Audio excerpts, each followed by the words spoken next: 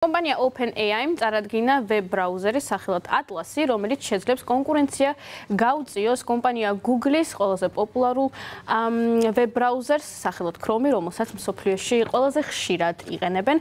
მიმდინარე კვირას წარადგინა OpenAI ვებ ბრაუზერი Atlas-ი და ჯერჯერობით ის იმუშავებს Apple-ის ლეპტოპებზე და მოგვიანებით, როგორც აცხადებენ OpenAI-ში, Microsoft-ის Windows-ზეც გახდება მისი გახსნა შესაძლებელი და ასევე Android-ებზე, თუმცა კონკრეტული თარიღი არ ვთქვამთ ჯერჯერობით, როდის დაიწყება ამაზე მუშაობა.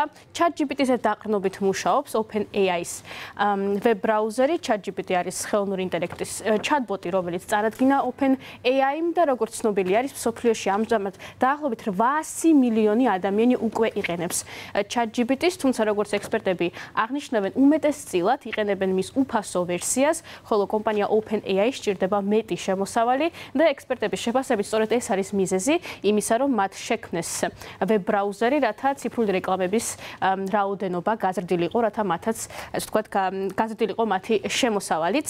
რაც შეეხება ვებ ბრაუზერს, კომპანია OpenAI-ის აღმასრულებელ დირექტორს სჯერა, რომ ეს არის მოვლენა, რომელიც 10 წლეულებში ერთხელ ხდება.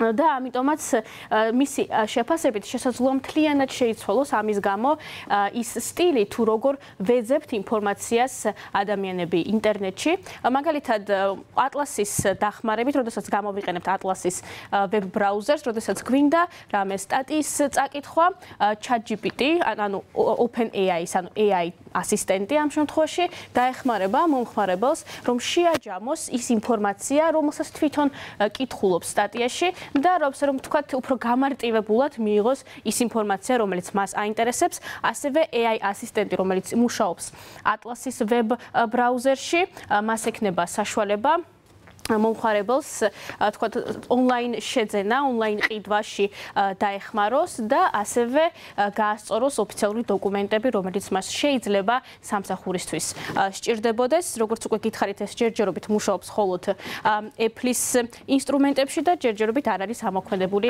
Microsoft-ის Windows-ზე. უცნობი არის, როგორ იმუშავებს Microsoft-ის Windows-ის შემთხვევაში. როგორც უკვე გითხარით, ერთ ყველაზე პოპულარული და დომინანტი ბრაუზერი მსოფლიოში დღეს არის, რა თქმა უნდა, კომპანია Google-ის Chrome, თუმცა აღსანიშნავია ის, რომ ბოლო წლებია კომპანია Google სულ უფრო მეტად ცდილობს გადავიდეს ხელოვნური ინტელექტის სისტემაზე და უფრო მეტად ეყრდნობა AI-ს ამ შემთხვევაში, როგორც ცნობილი არის, უკვე ჩაშენებული არის Chrome-ში კომპანია Google-ის ხელოვნური ინტელექტი Gemini, რომელიც ასევე დაახლოებით აჯამებს სხვადასხვა ინფორმაციას, რომელსაც ეძებს მომხმარებელი ინტერნეტში და სამომავლოდ, როგორც ცნობილი არის, Gemini-ის, ანუ კომპანია Google-ის AI ასისტენტს ასევე დაემატება სხვა ფუნქციებიც.